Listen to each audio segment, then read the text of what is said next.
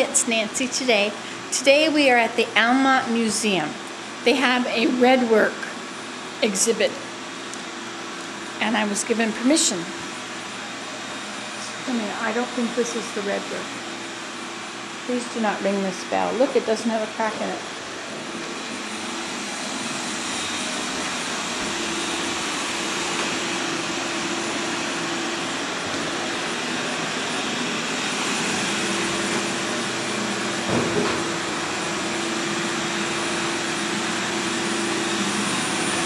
From the early 18th century, red and white was a very popular color scheme for household decor.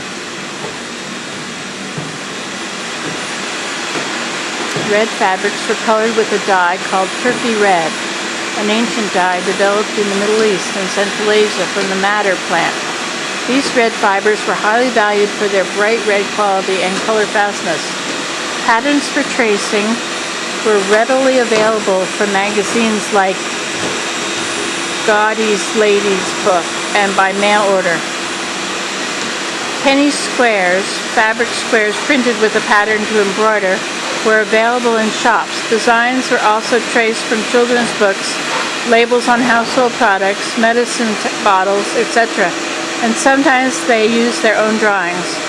The subjects they embroidered included almost everything. Charming Kate Greenaway figures were popular, as were children's flowers, birds and animals, as well as portraits of famous people and buildings. Perhaps most interesting were the mottos, some of which, true to the Victorian ideal, reminded us of our day, of our duty.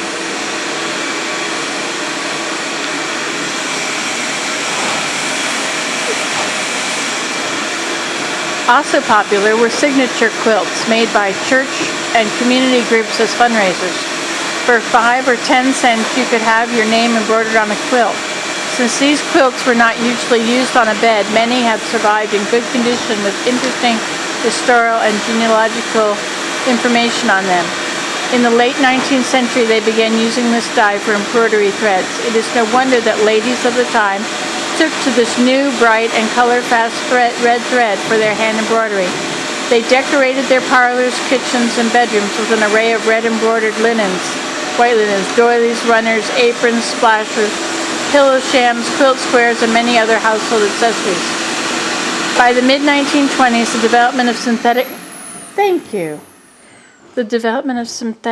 dyes, had produced such a rainbow of different colors for embroidery threads that redwork went out of fashion, and a new trend began, the multicolored embroidery of the 1930s and 40s.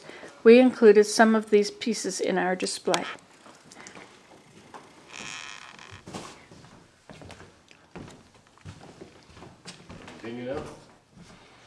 I guess so, yeah.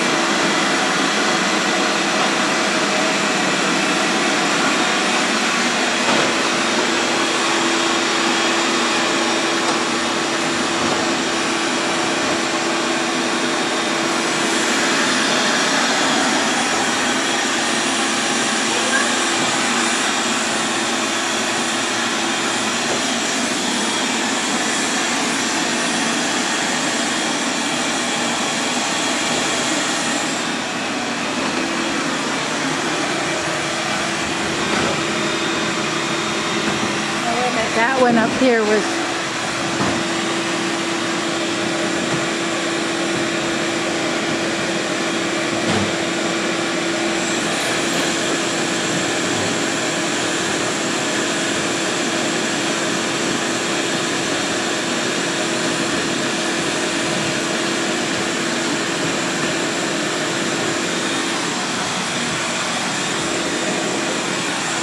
first one with all the themes from church. get to that. So this is a garden quilt by Marilyn Crawford.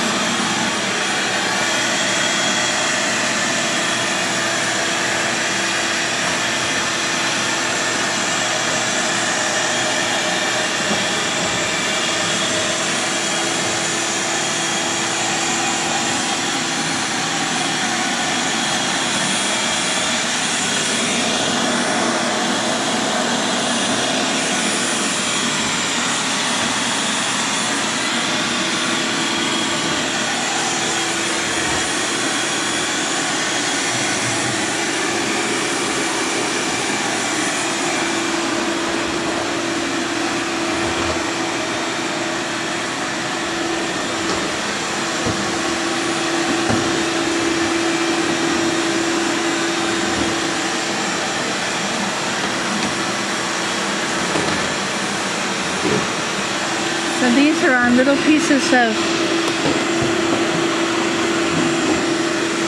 cloth. 2 minutes and I'll be right there. That would be nice.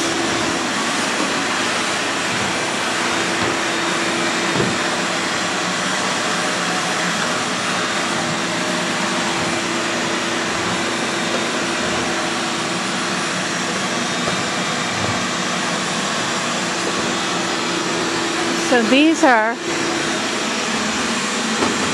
the same as some of these, I guess. Thank you very much. Sorry.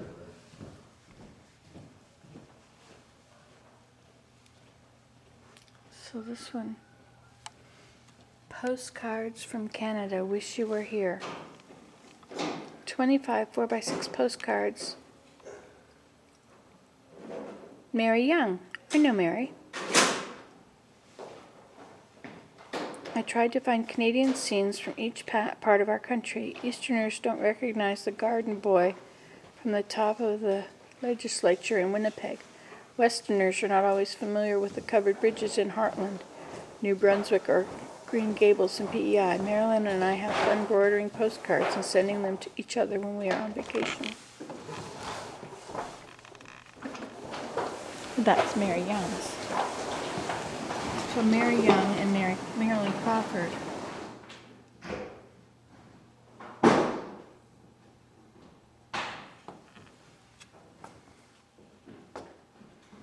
It's a Christmas quilt.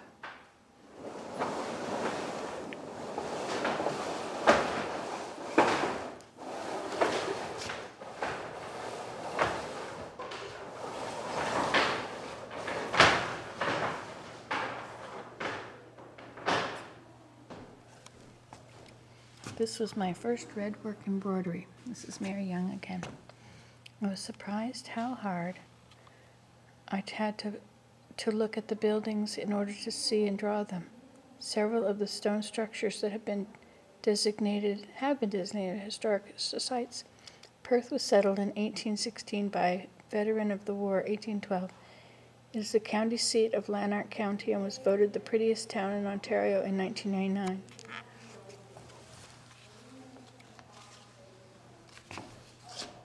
A fine old fire hall. Make haste slowly. Matheson House. A Little Tay. Crystal Palace. The Tow Path. I don't know about that one. Big Ben and Ian Miller. They won the championship in the Olympics.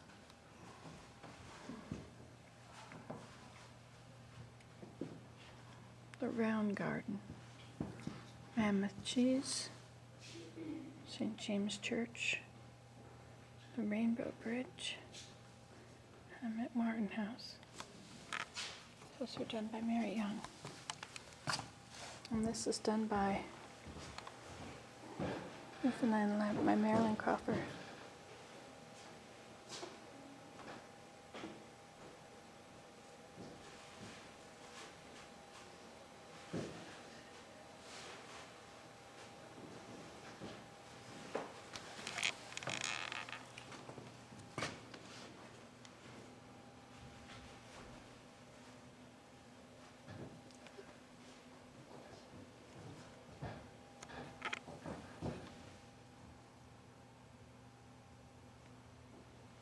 This is the furthest east in North America.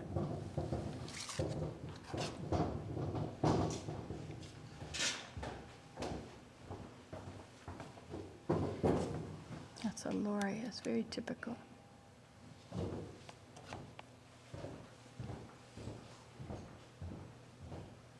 Puffins.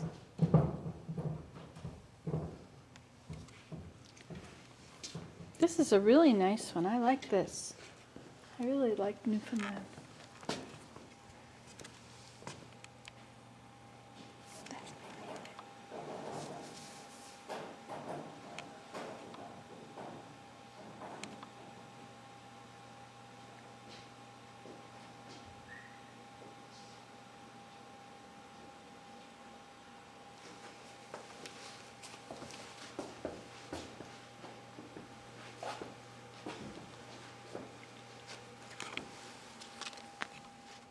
These are great, aren't they? They look so easy to do, you know, because you don't have to fill it all in.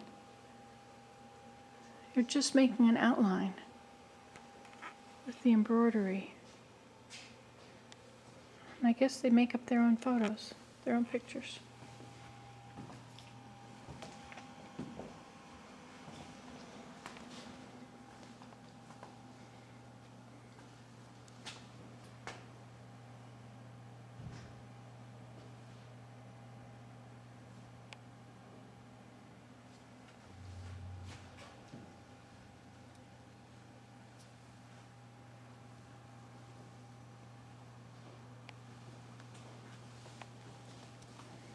These are different towns and people in those towns.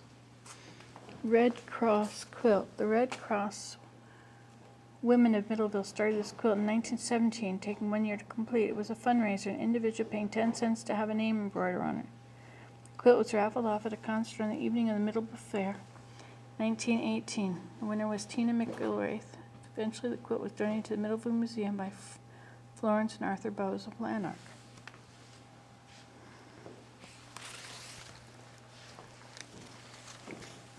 Interesting.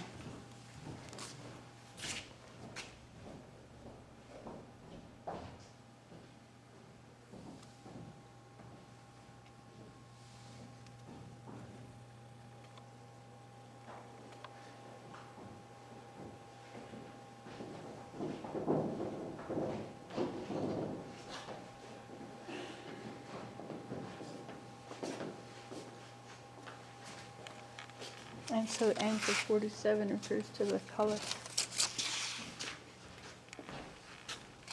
Isn't this interesting? I think it's creepy. Creepy. I like the blue work much better. Reminds me of Holland.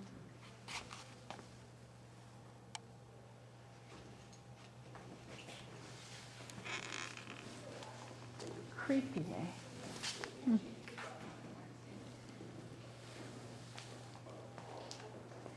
So this is another one where you paid 10 cents to have your name embroidered onto the quilt. And then this was raffled off back in the 1900. A lot has bleached and faded.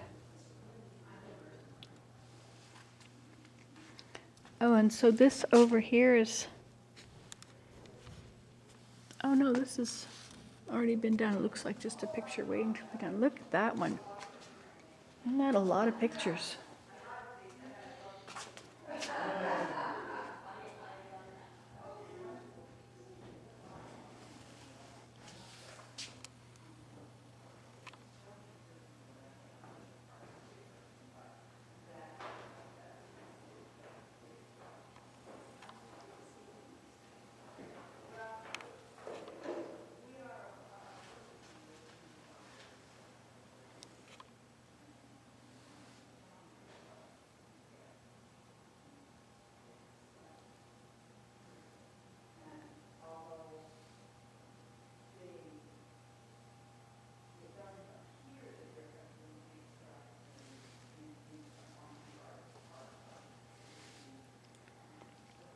It's very interesting that people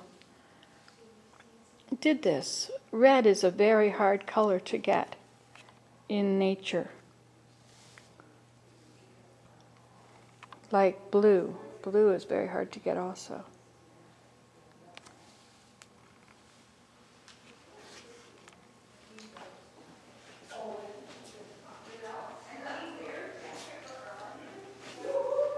But it comes from the madder plant.